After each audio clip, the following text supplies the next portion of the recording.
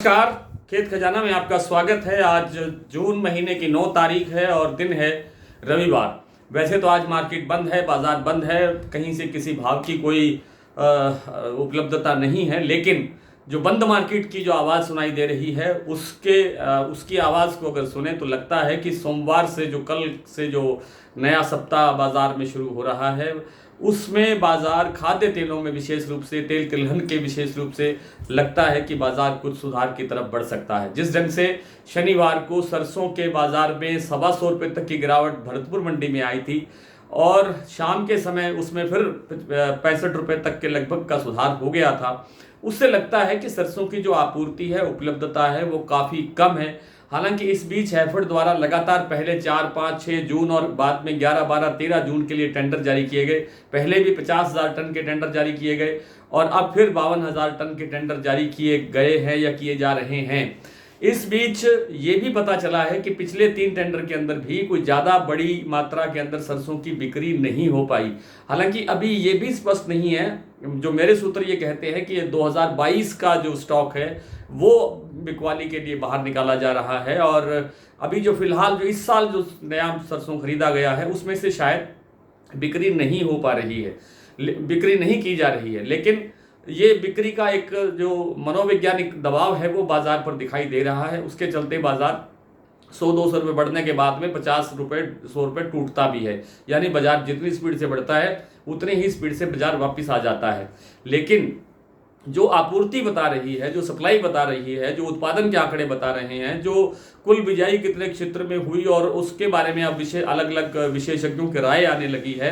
जो हम शुरू से कहते आए हैं कि सरसों में उत्पादन काफ़ी कम है, अब यही सब लोग कहने लगे हैं कि सरसों का उत्पादन काफ़ी कम है और इसलिए लगता है कि बाजार अब जो है सुधार की तरफ बढ़ सकता है, क्योंकि लंबा टाइम बहुत है। फरवरी के एंड में जाकर के अब नई सरसों आएगी, फरवरी 2025 में। तो कम से कम आप मान के चलिए कि 8 साढ़े 8 महीने का ये वक्फा काफ़ी लंबा वक्फा है, जिसमें जो इतनी कम आपूर्ति के अंदर इतना समय निकालना बड़ा मुश्किल होगा। इसलिए प्लांटों के अंदर भी डिमांड बढ़ेगी सरसों की और जो जनरल मार्केट है उसके अंदर भी सरसों की डिमांड बढ़ेगी। सोमवार से लगता है या मंगलवार से सरसों में और सरसों के साथ साथ सरसों तेल में, सोयाबीन में, सोया तेल में, पाम तेल में, इन सभी खाद्य तेलों के अंदर बाजार हल्की फुल्की तेजी की ओर बढ़ता हुआ दिखाई दे सकता है। और वैसे भी मैं कई दिन से आपसे निवेदन कर रहा हूं कि खाद्य तेलों का बाजार अब ठंडा रहने का मामला नहीं है। हालांकि बहुत भीषण गर्मी अभी भी पड़ रही है और खास करके उत्तर भारत के इलाके में तो गर्मी के अंदर वैसे भी तेलों की मांग कम होती है, लेकिन आगे चल करके जैसे मानसून जहाँ जहाँ जिस एरिया को कवर करता जाएगा वहाँ वहाँ पर मौसम ठीक होता जाएगा और तेल की मांग बढ़नी शुरू होगी। उससे लगता है कि बाजार जो है वो खाद्य तेलों का बाजार थोड़ा थोड़ा तेज होता रहेगा। विदेशी बाजारों के अंदर भी ब्राज़ील का जो सोयाबीन है वो काफ़ी कमज़ोर है। अर्जेंटीना की आपूर्ति टाइट है, क्योंकि वहाँ पर बंदरगाहों पर 2 दिन से हड़ताल चल रही है। कल हड़ताल खुलती है नहीं खुलती है कल पता लगेगा, लेकिन इस बीच जो आपूर्ति है वो कम है। हमारी बंदरगाहों पर भी स्टॉक कम है। इन सब के चलते बाजार तेज होने की संभावना है। सबसे बड़ी बात यह है कि बिनोला खल की आपूर्ति का संकट बढ़ने की संभावना ज़्यादा लग रही है, क्योंकि फसल की जो स्थिति है वो लगभग सामने आ चुकी है। अब जो नई बिजाई हो रही है उसके अंदर अभी तक हरियाणा, पंजाब और राजस्थान में बिजाई हुई है और इन्हीं 3 राज्यों के अंदर 31% से ज़्यादा की बिजाई कमज़ोर रही है इस बार, यानी कम हुई है। तो ये जो मामला है ये कपास में, बिनोला तेल में तेजी का संकेत देता है।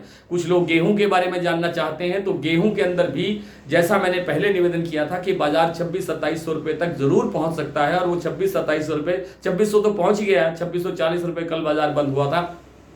अब 2700 से लेकर के और 3000 के बीच में भी संभावनाएं बनती हुई देखी जा सकती हैं। वैसे आज शाम को सरकार का गठन होने जा रहा है और सरकार कितनी जल्दी सारी स्थितियों को नियंत्रित करती है, इन सब चीज़ों को कैसे देखती है, विदेशी तेलों पर ड्यूटी बढ़ाती है नहीं बढ़ाती है, और चने के आयात के बारे में, गेहूं के आयात के बारे में, इन चीज़ों के बारे में कुछ फैसला लेती है नहीं लेती है, उन पर सब चीज़ों पर निर्भर करेगा। लेकिन हमारी निगाह बनी हुई है, हम आपको बाजार की हर जो चीज़ जिसकी आपको ज़रूरत है उससे आपको अवगत करवाने का प्रयास करते रहेंगे। आज इतना ही, कल आपसे फिर मुलाकात होगी। तब तक के लिए नमस्कार।